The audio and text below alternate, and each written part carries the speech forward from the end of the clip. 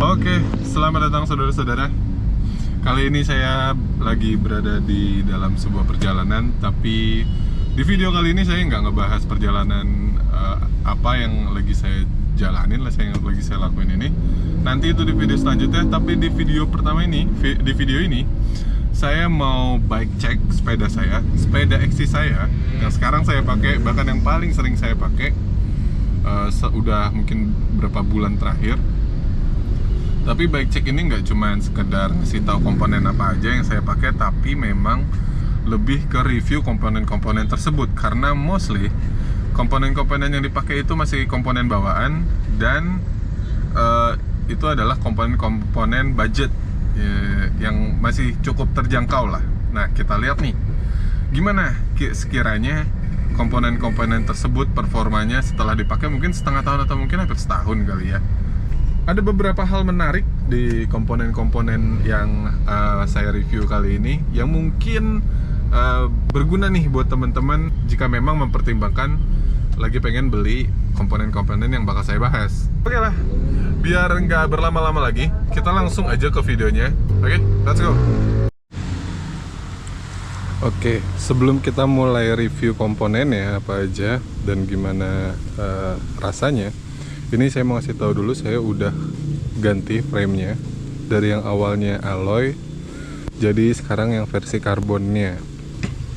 Untuk alasan dan review framenya kayak nanti aja, itu harus sendiri karena ada beberapa poin penting banget yang perlu teman-teman tahu untuk kalau memang tertarik untuk ngambil si patrol hardtail ini ya, mau itu yang karbon ataupun yang alloy. Nah kayak gitu. Oke, sekarang kita langsung masuk ke komponen aja. Kita mulai dari ya standar lah, kita mulai dari yang paling depan dulu, kokpitnya ya. Nah kita mulai dari hand grip. Ini hand gripnya masih hand grip bawaan patrol. Secara grip sebenarnya grip di tangan gitu, dan apa ya, tingkat keempukannya si hand grip ini sudah cukup. Tapi dari segi bentuk kayaknya untuk XC kurang begitu enak ya. Perlu yang ada topangan gitu loh. Tahu nggak yang ergon apa gitu? Ada topangannya, mungkin itu akan jadi lebih enak ya. Jadi nggak begitu pegel. Kalau gini doang, karena saya pakai flat bar, ini pegel banget berasanya kalau buat lama-lama. Ini untuk XC kurang enak, walaupun secara grip ataupun secara tingkat kelembutan, tingkat kekerasan ataupun tingkat keempukannya udah cukup enak. Jadi kalau buat XC kurang enak, tapi kalau buat main enduro kayaknya masih oke. Gripnya masih dapat, enak lah, nggak licin gitu. Nah itu untuk hand grip. Sekarang kita masuk ke rem. Rem ini adalah Shimano yang entry level banget lah. Ini itu Shimano MT 200 yang sering dikeluh-keluhkan sebagai rem yang punya banyak masalah. Sering hilang-hilangan, modulasinya sering hilang-hilangan gitu, sering nggak ketarik gitu, nggak ngerem. Tapi ya sejauh ini saya coba, saya entah udah berapa kali muter-muter, yang jelas sering. Saya nggak punya masalah lagi untuk rem ini. Menurut saya rem ini untuk XC ya, untuk XC cukup, lebih dari cukup bahkan menurut saya. Ya mungkin kalau untuk turun gunung gitu ya, kalau main di bike park ya saya kurang tahu juga, saya belum pernah nyobain sih untuk turun di bike park pakai MT 200. Tapi untuk XC, untuk penggunaan goes-goes santai ini udah jauh dari cukup sih. Enak. Kalau ngomongin modulasi ya nggak usah lah ya. Modulasi ya jelas tidak ada. Jadi memang langsung ngerem aja udah. Kayak rem Mio udah gitu lah ya. Remnya cukup Shimano MT 200. Terus kita lari ke kalau ke handlebar kayaknya saya nggak bisa terlalu banyak komen karena ini bukan punya saya, ini punyanya Om Maul. Ini Easton, dia karbon Dan saya nggak tahu harganya, cuman kalau dibilang enak-enak, saya baru tahu kalau ternyata perbedaan handlebar karbon dan alloy itu lumayan signifikan dalam hal getaran, yang ngeredam getarannya lumayan signifikan, dan ini enteng parah. Harganya saya kurang begitu paham, tapi ya saya nggak begitu banyak bisa kasih komentar lah, tapi ini kurang lebih enak. Terus ini nih menarik juga nih, ini stem. Saya baru tahu ada stem mereknya Jute. Ini bisa dilihat di sini ya, panjangnya itu 60 mm, panjangnya 60 mm, rise-nya minus 18, oke, rise-nya minus 18. Nah menariknya, saya punya stem yang sedikit lebih panjang memang, cuman di situ dia ngeklaimnya rise-nya minus 20. Nah yang saya rasain, si minus 20 itu nggak lebih nunduk dari stem Jute ini yang rise-nya cuma 18. Saya nggak tahu apa mereka salah perhitungan atau ada teori-teori yang saya kurang ngerti ya. Tapi ini jauh lebih nunduk, lebih enak banget buat ibaratnya attacking gitu pas goes. Nah untuk harga, ini harganya sekarang udah lumayan naik ya. Tapi harganya lumayan naik juga masih lumayan terjangkau. Kalau nggak salah terakhir saya lihat itu di e-commerce itu 175.000. Waktu saya pertama beli, karena mungkin belum begitu terkenal, belum begitu banyak yang tahu. Waktu saya pertama kali beli itu mungkin harganya cuma 100 ribuan kali. Kayaknya nggak nyampe 150 bahkan. 100 ribuan lebih dikit lah ya kalau nggak salah. Ini oke banget kalau buat teman-teman yang udah dapat frame lumayan panjang, terus butuh stem yang agak nunduk, tapi jangan yang panjang-panjang banget gitu, jangan yang 8 cm 9 cm. Nah ini udah panjangnya 6 cm, walaupun tertulisnya rise-nya minus 18 tapi kayak minus 25 gitu. Enak. Ini oke. Recommended. Jangan dinaikin ya Jute harganya. Nah itu untuk bagian cockpit. Kita akan pindah ke bagian bawahnya, yaitu si fork. Forknya itu dari X-Fusion. Ini tipe RC32, jelas untuk 29. Travelnya itu 130. Mungkin pertama komentar saya adalah untuk XC ya cukup aja. Untuk XC jangan terlalu berharap bahwa fork ini akan meredam getaran tipis gitu, getaran-getaran yang terlalu kecil, batu-batu kecil dengan sangat baik gitu redamannya. Enggak sayangnya. Tapi untuk ya mengurangi lah ya, mengurangi pegel tangan, ya ini lumayan banget sih, lumayan banget ini. Bahkan mungkin karena travelnya lumayan tinggi ya bisa disiksa dikit-dikit lah, bisa disiksa. Terus yang menariknya dari fork ini adalah saya pernah ketemu juga sepeda yang pakai fork ini. Mungkin karena nggak terawat aja ya, atau mungkin penggunaannya jorok gitu. Tapi di sepeda itu fork ini tuh agak bunyinya kencang banget, bunyi kusuk gitu loh. Terus nggak enak lah. Tapi untuk saya nih, saya mungkin udah pakai fork ini tuh udah ada setahun kali ya, atau mungkin lebih ya hampir setahun mungkin ya. Nggak ada masalah. Toh dibilang saya rapih banget mainnya juga enggak. Cuman memang ada satu yang perlu teman-teman pertimbangkan kalau misalnya mau beli fork ini. Nah di travel awal ini nih, itu kayak ada ketahan kalau mau main. Jadi kayak dek das gitu, dek das. Jadi kayak keganjel gitu, kayak ada sesuatu yang ganjel. Kayak teman-teman tuh apa sih, naruh karet gitu tuh, kayak naruh karet di misalnya di sini lower legnya, terus kalau mau turunin tuh susah gitu, kayak karetnya kering banget, kayak nggak ada pelumasnya. Nah saya nggak tahu itu apa karena memang entah pelumas di dalamnya habis. Tapi kalau habis ya, kalau memang nggak ada pelumasnya, ini masih kelihatan ada pelumasnya, masih terasa. Tapi kalau misalnya pun habis, seharusnya itu berlaku ke stroke atas, ke travel atas juga kena gitu. Kasarnya tuh berasa gitu di travel tengah ataupun atas. Tapi ini enggak, ini cuma di awal aja, sisanya oke. sisanya aman, nggak bermasalah. Dan sampai sekarang fork ini nggak bunyi, masih aman banget. Dia cukup tangguh lah buat saya, karena dipakainya buat XC juga kan ya. Terus dibilang untuk XC itu enak apa enggak? Ya karena yang tadi saya bilang ya, sebenarnya kan agak membingungkan ya. Kalau XC terlalu empuk, dia akan ngehambat goes, mungkin efisiensi goesnya. Tapi juga kalau terlalu keras, tangan kita sama aja kayak pakai rigid kan. Jadi malah nggak keredam nih getaran-getaran kecilnya. Nah ini dibilang keras enggak, dibilang empuk juga ya, cukup aja sih, di kadar cukup. Jadi untuk XC ini oke lah gitu. Tapi kalau buat turun gunung saya kurang tahu. Saya nggak pernah make dan kayaknya saya nggak akan make sih ini untuk turun gunung, sayang gitu. Oke, itu untuk fork ya.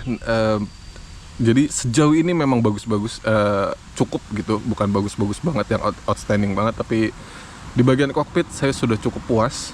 Saya nggak ada hal yang saya rasa perlu diganti, karena memang cukup aja gitu.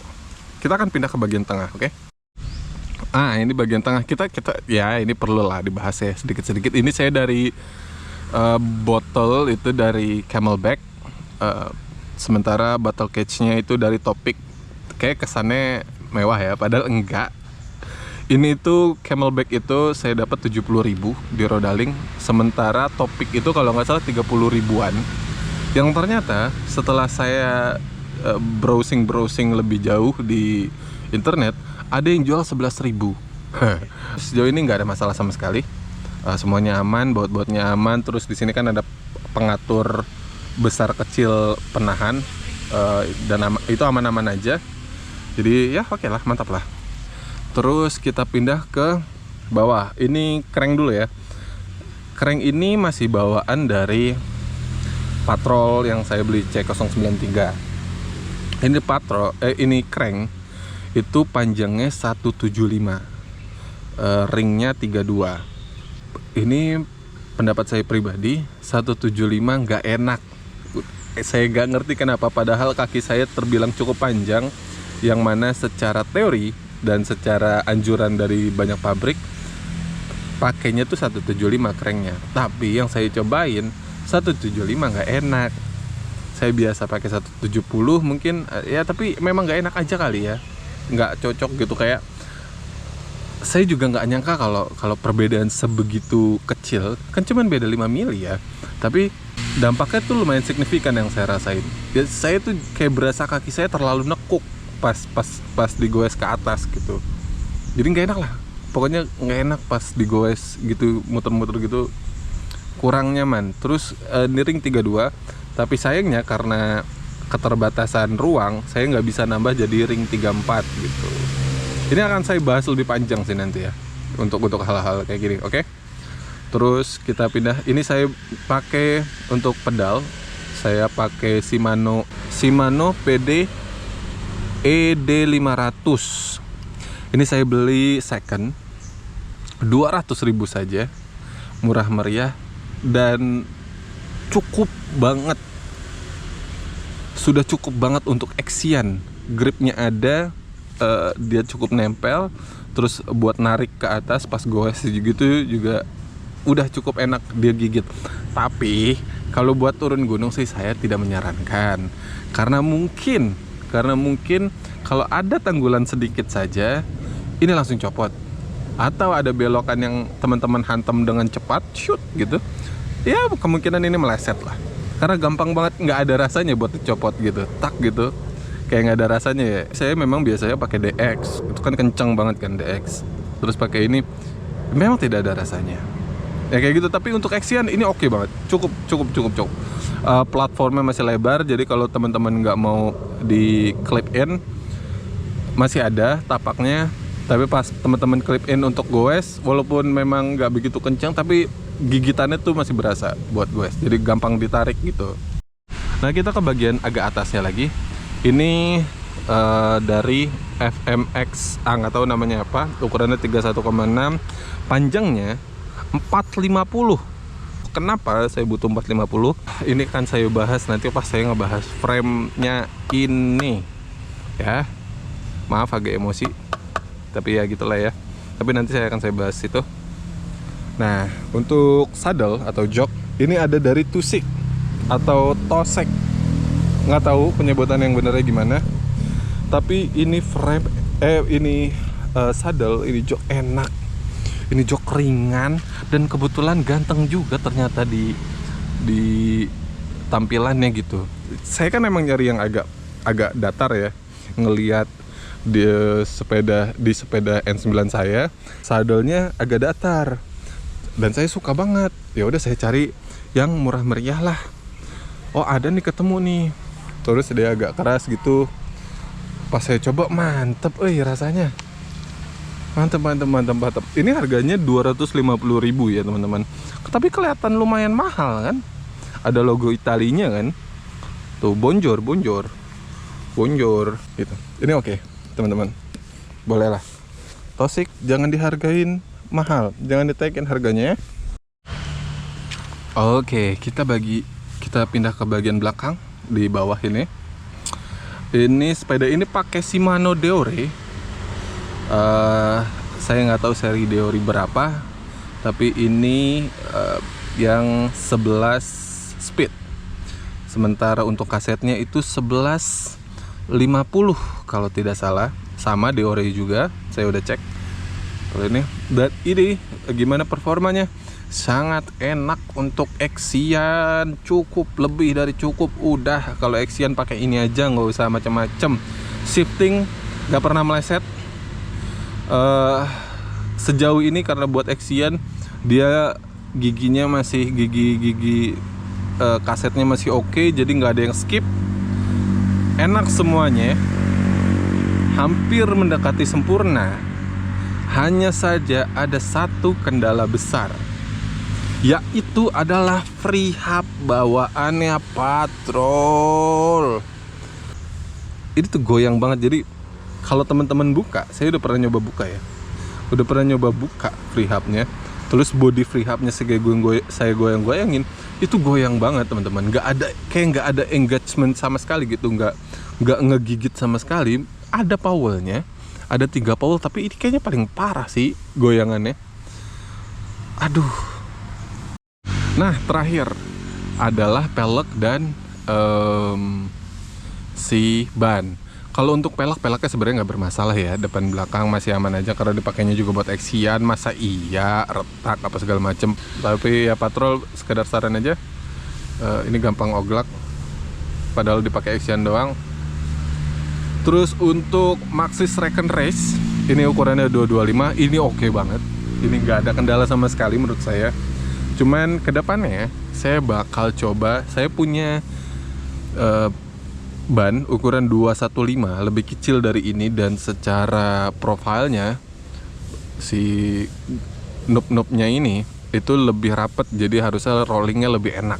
Tapi kita nggak tahu persis. Nanti kita akan coba, kita bikin video secara khusus untuk ngebahas 2 ban ini, mana yang lebih enak buat Axian. Benarkah ban kecil itu lebih enak, atau justru ban yang besar, yang menengah gini 225 kayak Recon Race ini dengan knob yang lumayan lebar-lebar dan cukup besar, itu sebenarnya juga nggak masalah untuk Axian karena dia bisa buat rollingnya enak dan gripnya juga lebih ngegigit. Tapi nanti kita akan bahas itu. Tapi ini aja, Recon Race aja dari Maxxis bawaan masih, itu udah enak banget. Oke, ini mantap buat teman-teman mungkin kalau yang tertarik untuk beli ban yang agak bisa segala alam lah gitu. Ini oke. Nah, oke, itu aja reviewnya. Ini mantap pokoknya.